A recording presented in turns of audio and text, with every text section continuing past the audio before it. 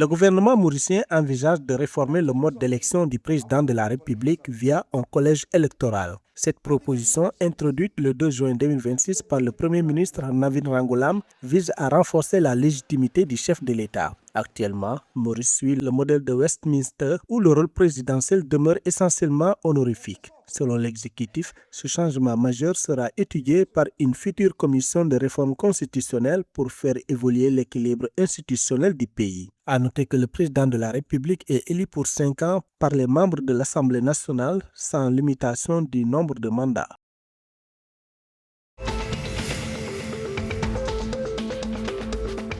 À Madagascar, le président Michael Randrianirina a apporté le 5 juin son soutien à la Haute Cour constitutionnelle face à la ministre de la Justice Fanny-Rizzo Ernaivo. Il insiste sur l'immunité des juges pour leur délibération afin de garantir la séparation des pouvoirs. Cette déclaration fait suite aux menaces de poursuite pénale du parquet d'Antananarivo visant 4 conseillers pour complot en vue de déstabilisation. En refusant toute interférence judiciaire, l'exécutif tente de désamorcer une crise institutionnelle majeure. Ce bras de fer souligne la fragilité actuelle des rapports entre le gouvernement et la plus haute instance juridique du pays.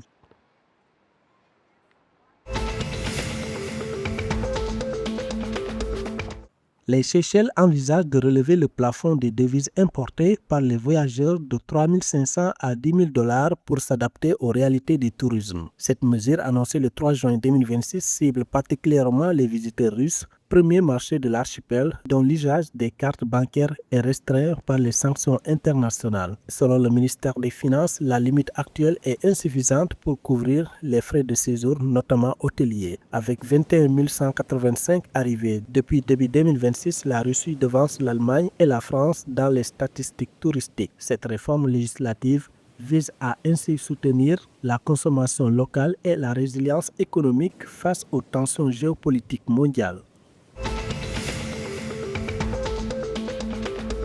Les assises nationales sur les violences basées sur le genre aux Comores se sont conclues le 2 juin 2026 par l'adoption d'une feuille de route stratégique pour 2026-2030. Ce plan vise à instaurer une politique de tolérance zéro en renforçant la prévention, la protection des victimes et la lutte contre l'impunité à travers les 3 îles de l'Union des Comores. Selon l'exécutif, les recommandations formulées soutiendront des réformes majeures incluant la création d'un cadre légal pour les services d'écoute. L'objectif global est de bâtir une société fondée sur l'égalité et la dignité humaine d'ici 4 ans.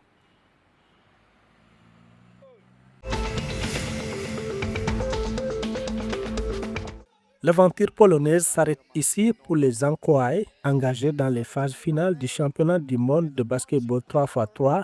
L'équipe nationale de Madagascar a chuté lors des barrages play-in contre la France. Battu 10-16 vendredi 5 juin 2026 à Varsovie, les hommes de la Grande Île quittent la compétition avec les honneurs après avoir marqué les esprits lors de la phase de poule. Pour leur 3e participation mondiale, les Malgaches ont marqué les esprits en éliminant l'Espagne, championne en titre, et en battant l'Australie en phase de poule.